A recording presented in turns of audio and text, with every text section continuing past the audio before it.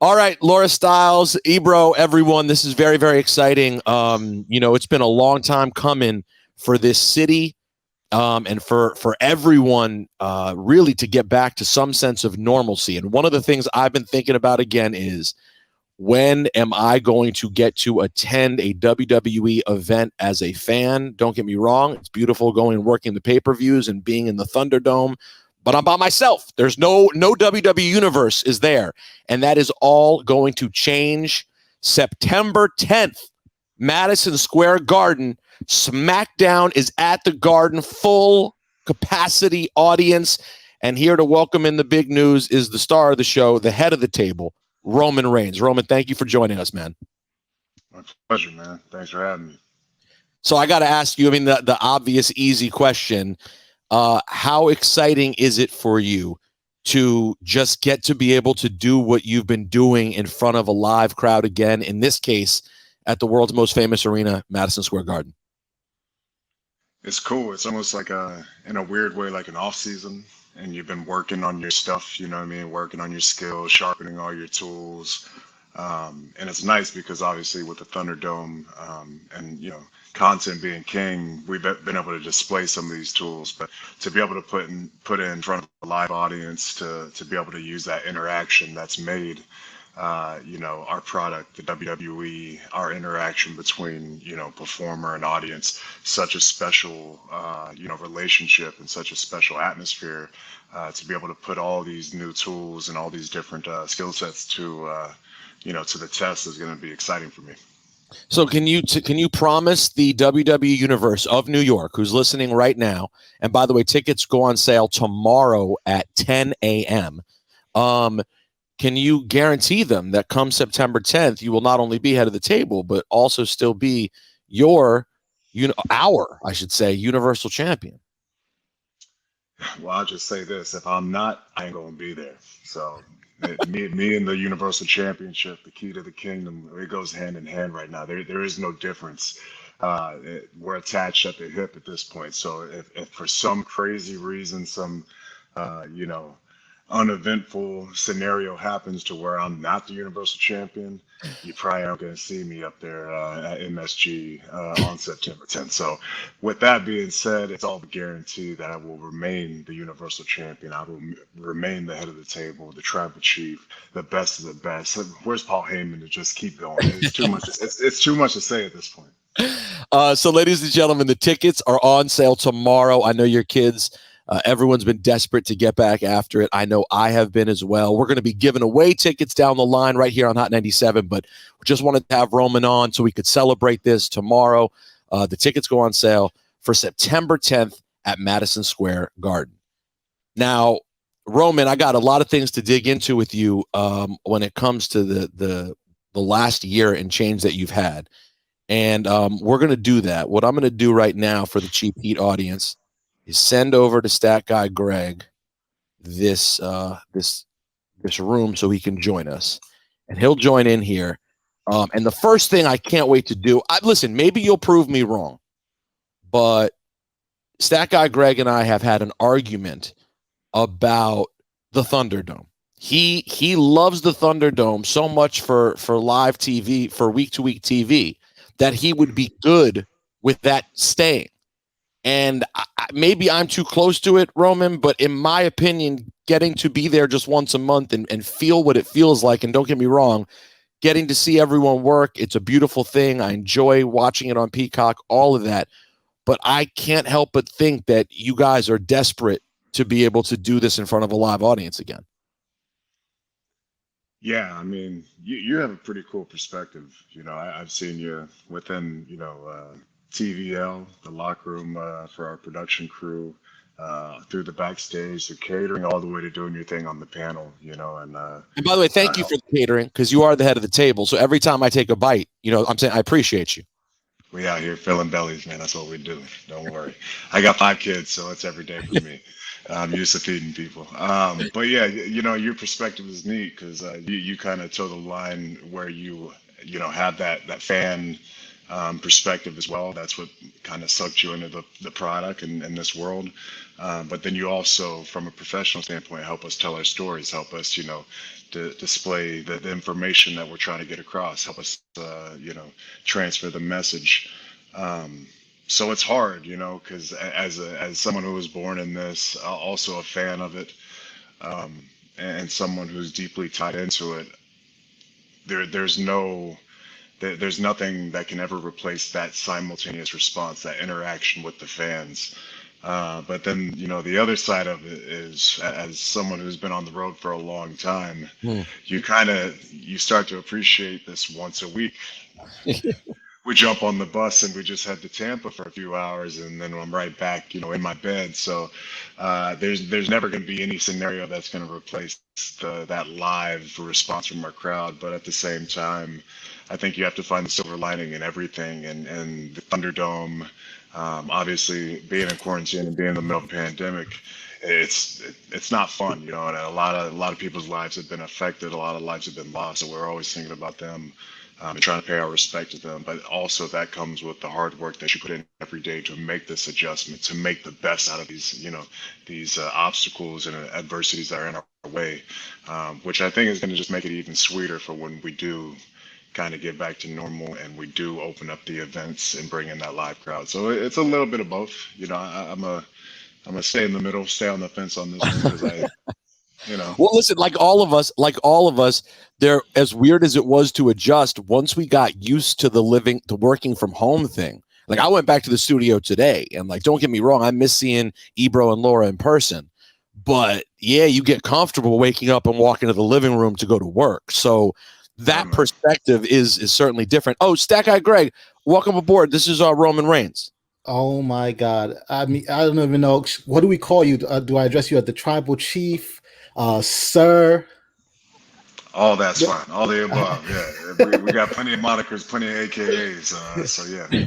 So Yeah, listen, I don't know if P made you aware, but I have great reverence for what you're doing right now and for what you've been doing over the past couple of years. I'm not new to the bandwagon. It's getting pretty full right now, but I just want you to know, like, when it was just a couple of us running around, I was there.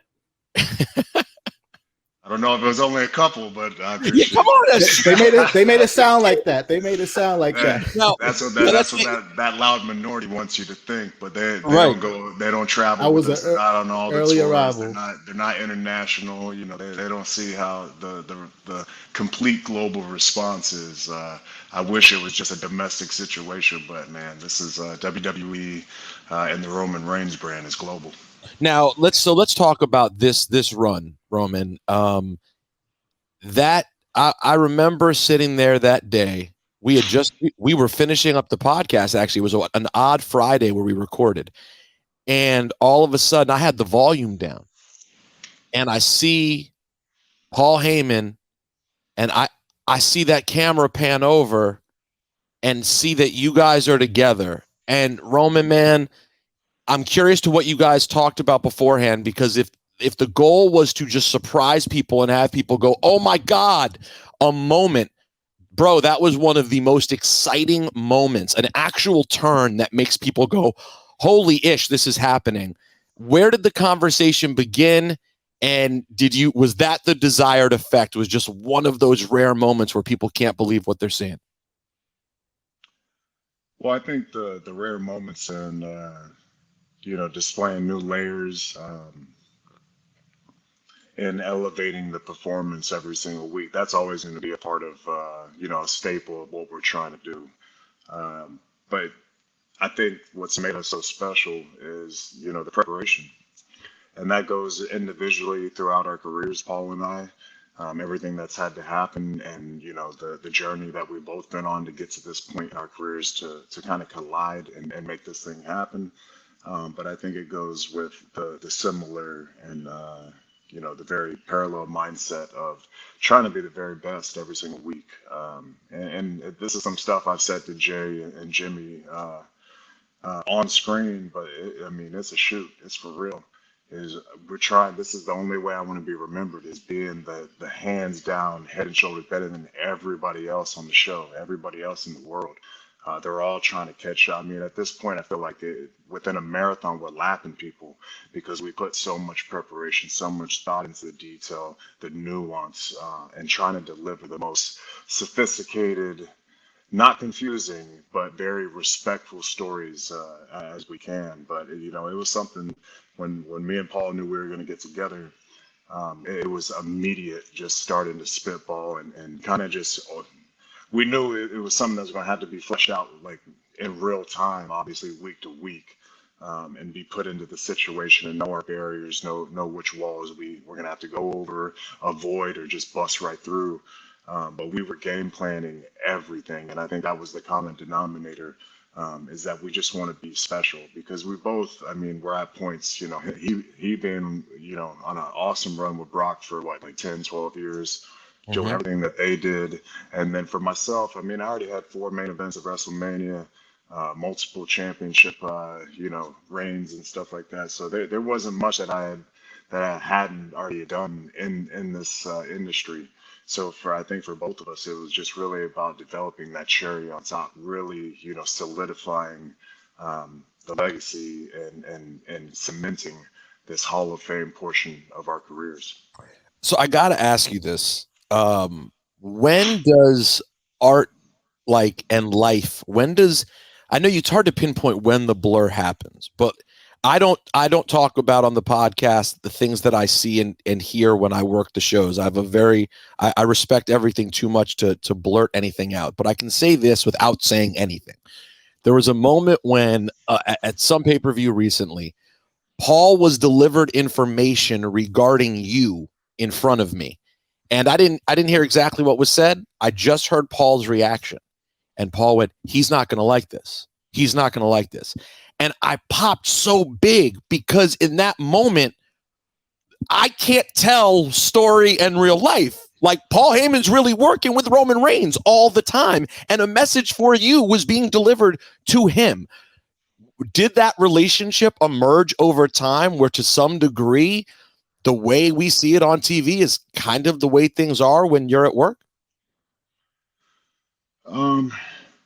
Well, I definitely think like the relationship has evolved. You know, even like being on the other side as like the opponent of Brock Lesnar, and still having that performance relationship with Paul, you build that equity and that like you know that common ground between each other, that familiarity between the two, to where we kind of know how each other operates. We get a sense for each other's personalities, you know, the likes, the dislikes, the do's, the don'ts, that type of situation. So, but that's kind of a testament to Paul, you know, is when he's working with you or for you for that matter. Well, excuse me, if he's working with you, then in his mindset, he's working for you. So everything he does is to cater to that performance, and he's been around performers pretty much his whole adult life, right? So like he knows that he needs to do everything in his capability to make the performer comfortable in what they're doing. And so for me, you know, ever since we started working together, I think it really shows up. I'm able to wear the skin of my character so much more seamlessly, just to be in it completely, submerged in it, in the atmosphere, and become him. And that goes back to the 24/7, 365 relationship that we have, where, I mean, I could receive a text from him right now, sitting here game planning what we want to do for Friday. You know what I mean? That's just something that he's always doing. He's always looking out, you know, for me as a person and me as a performer as well, because they go hand in hand and they affect each other completely, 100%. So that's just a testament to Paul, his professionalism, and just how genuine he is when it comes to the people he's working with, and his loved ones for that matter. Yeah. So speaking about the seamless transition between who you are on screen and off screen, something you're doing right now that I absolutely love is what I call the Peloton promos, which is just you on the bike, just giving your thoughts to the fans, sometimes to Jay, sometimes to Jimmy, to whoever it applies to. Like, where did that come from? Just the thought to just say, you know what, while I'm getting this workout in, I'm gonna address the people and give them the real. to get everybody Oh, ready for you're talking Friday. about my cardio Yeah. videos. You lost me. I thought it was like just like something that happens in the Peloton world that like the Nah, it's it's you on like the bike. Peloton trainers are just cutting promos on you and stuff and Nah. just telling you how they really feel. uh, it, you know what I mean? It was just something. I think it's one of those situations, and you hear all like the really good ones. You hear them say that like once they find that thing, it's just themselves dialed up, right? But like once you connect that thoroughly with what you're doing, material comes easy. Like it becomes where it's like, man, I can just push out content. Like I just riff on something, and I just, man, this is pretty dope. Let's see if it comes out right. And I'll just, if it's the day after, a lot of times those little promos happen the next morning when I'm kind of still digesting the performance and what I just did. Um, and I'll just have like this thing, like, man, yeah, maybe I can just do this, and also with that, like, it's something that I want to share with the fans, right? It's a piece of content, and it's a mindset, or just a brainstorming, lane of just me trying to let them know where I'm at on this day and in particular time. But at the same time, it helps kind of somewhat. Sometimes it doesn't always do it, but it gives like our creative and everybody around us an idea of, oh, where's Roman Reigns at going into, coming out of that Friday or out of that Sunday. And now we kind of have an idea of what's going to happen on Friday, the next Friday. So for me, it's an opportunity to continually connect with the fans and give them a piece of where the tribal chief is, so to speak, and then also a way to influence what I'm doing going forward. I know we don't have a ton of time with you, and again, we're on Cheap Heat now. But we're talking about the return to the Garden, Madison Square Garden, September 10th for SmackDown. A few quick hitters I want to ask: is this the most fun you've ever had in WWE, being the head of the table? Oh, without question, yeah. I mean, like every week, and when you're in this position, it's a weekly battle, right? So like there is a little bit of stress that goes involved with the creative scenario and fighting for what you believe in, and really jockeying for your position of telling your story the way you want to tell it, because I mean it's a collaborative situation. So you have to be a team player, but man, it's fun. There's no doubt about it. I mean, it's a different scenario, and a lot of different silver linings of this Thunderdome situation has kind of influenced it in different ways. But when I'm out there and I'm performing, when I go through the curtain, and Paul will tell you, I mean, there's goosebumps just all over me, all through my back and my arms and stuff when I'm going out there for a performance that I'm dialed in on. There's nothing better than that. Would you consider ever, does it ever cross your mind? I know the time is certainly not now and nowhere near now, I'd imagine. Does the idea of another Shield run ever interest you? No. I love the straight answer. It just Uh, doesn't cross your mind. Nah, I mean, a lot of respect for everything that we did now, but and a lot of that time was really pivotal for me to learn and gain the experience, uh, be around other performers and see how their process is and how they attack things and how they think about things. But where I'm at now, it's a one-man show. I couldn't even like. I had the family dynamic with my cousins, but at the same time, I call the shots. I'm my thumb. It's my thumb that's down on this poll. So yeah, I don't think I could share it anymore. Do you think you and Seth could still pull off some big time magic on the biggest stage one day? Together or against each other? No, against each other. Against each other, yeah. I mean, Seth is a special performer, especially in ring.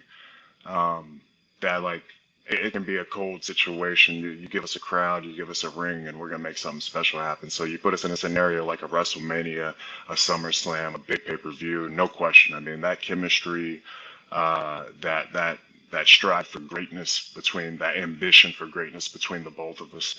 Um, It'll always be there. So that's what's going to always make it special. So yeah, that's it.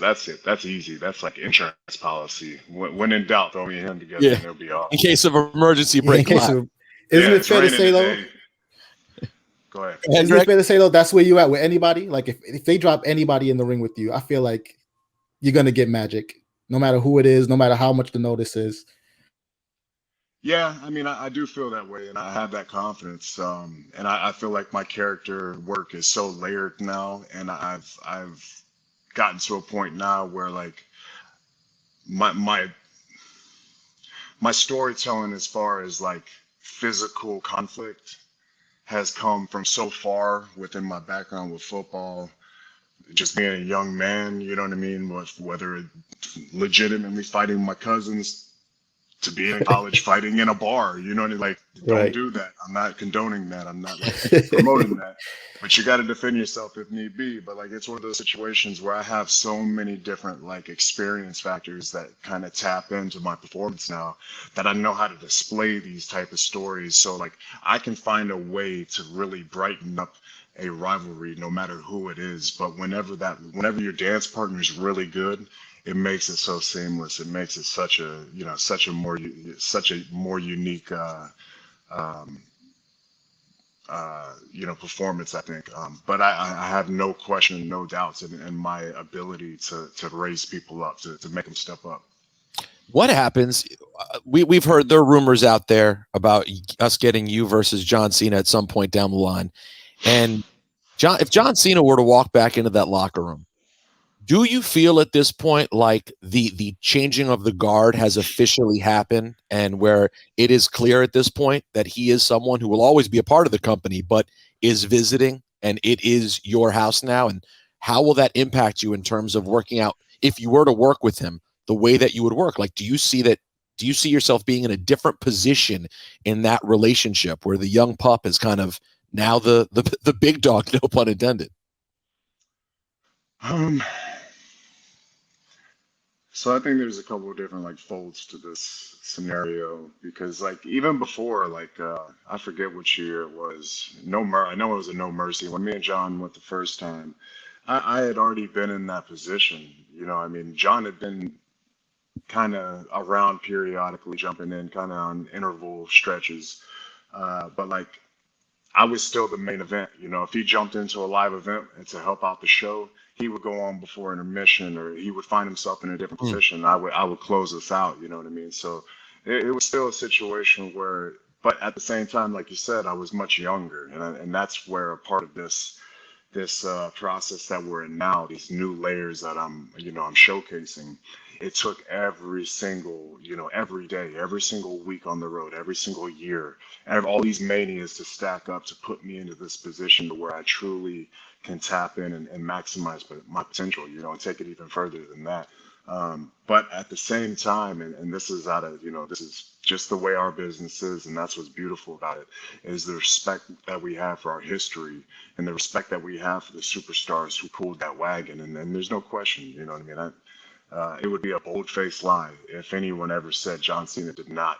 He didn't tow the train for a long time, and we're gonna always have respect for that. Vince will always have great respect for that. Guys like Undertaker, that's why we have these legendary contracts to where we keep these guys. They paid their dues, they guided our business, they laid the foundation for us to continue this journey and continue the success that we have. So I think there was always going to be that scenario out of respect. When they come back, it's to only bring more eyes and to kind of lift the tide up, right? To make it a bigger event. But when you have someone like myself, and John was in the same position with Dwayne, this is, and hopefully one day I'll be in the same position coming back, and there'll be a new head guy, there'll be a new top dog. But that's what drives the business, and that's what makes us even greater is when our guys go out and find great success, and then they bring that limelight, they bring that shine back to what started them, back to their first love. SUG, you got one more for Roman? Yeah, I mean, you mentioned there being a potentially a new top guy that's gonna have you in the Cena spot right now and keep that cycle going. Who do you think it would be? Because even as you said that, I tried to think of like who would be the guy that would have you in that position, and I can't think of anybody. Who do you think is the one person on the roster that you really have to watch out for, that in maybe like 5 or 6 years they're gonna be taking your spot or like looking to take your spot, or is that person not there yet? Great, great. You gotta follow your instincts, bro. You said it yourself. There ain't nobody. There ain't There's nobody, no man. Like, and it's no like I'm like I could say my favorite number two, Drew. You know, he's my favorite number two. There's a bunch of number twos, threes, whatever you want to call it. You know, we can rank them. It really don't matter. They're under me. How far under? Who knows? Who really cares That's at up this to point? them. Yeah, I mean, how strong of a number two do you want to be? And at this point, my favorite is Drew McIntyre. So if in a perfect world, if there's an opportunity to pass the torch to him, he's the one guy I think that has captivated my attention in that manner. But at the same time, he ain't there. You know, and it's only because I'm still here, so solid within my foothold, my stronghold is so the flag is fully planted in. So I can't even think about it now. But I mean, in order for like John needed somebody to come in so he could move, on and try new things and take care of his body. I will eventually need that, but there's just nobody at this point. Do you ever have Greg alluded to it earlier that there have been times when the internet, to be clear, okay, because I go to the Yeah. shows, the live shows, I see the reaction you've always gotten, but the internet had their feelings on you, as they often do on the guy that appears to have been anointed the guy. Now, I've always had an issue with this because I believe the crowd anointed you the guy, and then when the company agreed with the crowd was like, well, screw you. You don't tell us what to like. And that was kind of how I saw that play out. Do you ever have a chip on your shoulder about the lack of respect there? And you think back to the Royal Rumble moment in Philadelphia years ago. And these days, there's just no way to deny. Like, you'd have to just be an outright blind hater to deny the work that you're doing. Does that chip on your shoulder drive you at all? Or is it not something you ever think about? You can't see it. I mean, yeah, it's huge. That's exactly what drives me, and that's the like it. So with this run alone, what I've showcased in Thunderdome alone, I could walk away. Like on top of everything I already did, and then you take in this last year of performances and everything that I've set out to do. I've done it or I'm currently in the middle of getting to that point of achievement. But that's the one thing we haven't showcased is that relationship with the audience, with the WWE universe, with the people who have made it a little bit harder than it probably should have had to be. But at the same time, through these hardships, through these struggles, through all the pressure, out comes a diamond, right? So like I wouldn't be the same if I didn't have these different, adversities to work through as far as a performer, and all these different, learning lessons and these growing pains I've gone through. But man, once we get to a point, that's what makes my character and what I'm doing so special is I've made a relationship between every single character within the company. And that goes with the guys who are around me, Paul, the Usos, all the way to my opponents, and the people who are trying to take my spot. But I have not showcased that relationship with a live crowd yet. I haven't been able. There was one little taste when I powerbombed Brian through the table at WrestleMania, and I just kind of, I went off a little bit. I did it after the man. Once I stacked those fools and pinned them, I went off on the crowd and them for trying to step up and and take what was mine. But at the same time, I haven't really been able to tell that story and the way it's affected me, the way it's transitioned my thought process, and calloused me, and then also driven me to become the man I am today. Was there any reluctance to you becoming this guy? Like, because Roman, let's just lay it all out here. In the years before you, everyone wanted Cena's character to evolve. It never happened. Everyone waited, and a lot of people think it's one of the things that is kind of missing from his career is that we didn't get to see what he could have been like. And in your case, particularly when you got sick, and thank God you're better. Everyone's like, well, listen, everyone's going to root for this guy forever, no matter what. Now, there's no chance his character will evolve in a way where he's not the fan favorite because he's inherently beloved and he's had this trauma he had to deal with. Was there any reluctance about this? Did you have to be the one to drive it, or was everyone on board with this sort of change? I think we were all on board. I mean, I think there were definitely reservations, and and thank God that, I'm completely healthy now. And, that was a scary time. It was, Mm. an unexpected one, but at the same time, like life, goes in so many different, fashions. We got to roll with the punches and adjust, right? So, um, but it connected with so many people, and I was able to tell my story on a very worldwide, intimate level, which so many people were able to kind of find strength and hope in, and know that even when it appears to be like, man, really good for this guy, there are some things that happen. We all struggle with something, right?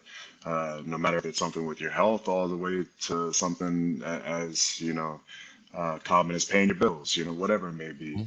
I think we all bond through a struggle. So there was like a little bit of, I was a bit hesitant because I didn't want to damage that relationship that I've created with my supporters and people who have tapped into my story and found like some measure of hope through the struggles that Mhm. I've been through. But at the same time, we're at performance. It's 2021. It's the we're in like the information era where it's very commonly known what we're doing here as performers and as a show who ultimately is trying to put smiles on faces. So at the end of the day, if I can provide that entertainment, still have a 100% connection and a relationship with our audience, and then also do my very best to drive our product to help our company put itself in a better position and ultimately, leave this place better than it found it, then I'm able to do everything that I wanted to. So with all that being said, it made sense. Yeah, it would seem silly to not be able to do that while at the same time superstars are on social media all day, every day, displaying their Yeah, personalities. It just so we're so grateful that you're well. Yeah. It was a thank you. scare for everyone. You're in my experience with you, you're nothing but a great guy. And also, I'm grateful that we've gotten to have this moment. Have you Can you give us anyone? Is there anyone out there in the history of the business that you looked at it all when kind of figuring out exactly what this looks like? Because I got to tell you, I know it is you, but my favorite thing about the last year is the way you talk to people. It's like you're Yeah. you're trying to be a good guy. You want them to understand, but they can never understand. Where where was this just you? If I was to ask your wife, if she was like, well, honestly, when he's an a-hole, that's what he talks like all the time. Where did it come from? Nah, just shut that promo down real quick.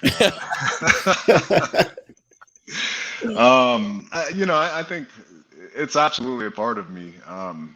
But I think that's the beauty of performance, right? Is you can take the things that you either really like about you and like characterize them and put them on screen and use them as emotions and motivators to inspire what you're trying to do within your performance, or you take the things you don't like, you know what I mean, like you can take some things that you're trying to better, and I think, as far as Joe is concerned, I'm always trying to become a better person, right? Like I'm trying to really like dial it down and figure out exactly the man I want to be. I'm 36 years old now, and I'm still trying to figure out exactly the type of human that I want to be and display, and the legacy and the message that I want to leave behind when my time passes.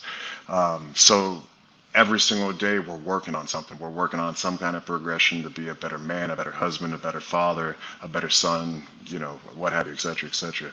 Um, so with those learning curves, things that I don't necessarily like, or things that I feel are powerful about my personality, or my interaction, my relationships, things I've learned like that, I'm able to use them, within my performance. So yeah, I mean, there's probably been some times I try to sway somebody or manipulate somebody, and that's what's cool about me and the twins is this is like it was over baseball cards back in the day, and like stupid things, you know what I mean, like little kid stuff. But like these dynamics that you see that we put on screen, we've been doing them for a very long time, for 30 years now. So that's why it comes so authentic for our audience, and that's why I think everybody's able to really tap into and connect to it, because it's not like it's not a performance the majority of the time when we're doing it. We just tap into some old stuff, old experiences, and try to use the reality of the performance and make it our make it make it that moment.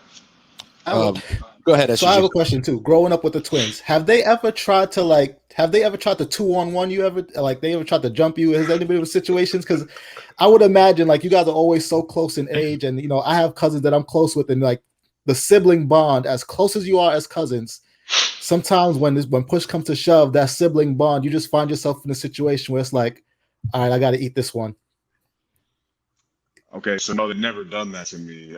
Never in a physical like form, but they've done it emotionally and like you know, from like a true interaction standpoint. You know, like I've now become, you know, sometimes there, you know, if we're dealing with Jimmy, like I can work my way into number 2.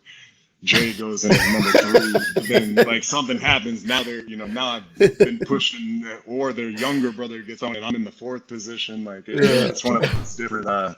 There's like a tier system, and like we're like a tournament seeds trying to jockey for position. But I've always been able to manipulate the relationships to where they never actually physically try to jump me.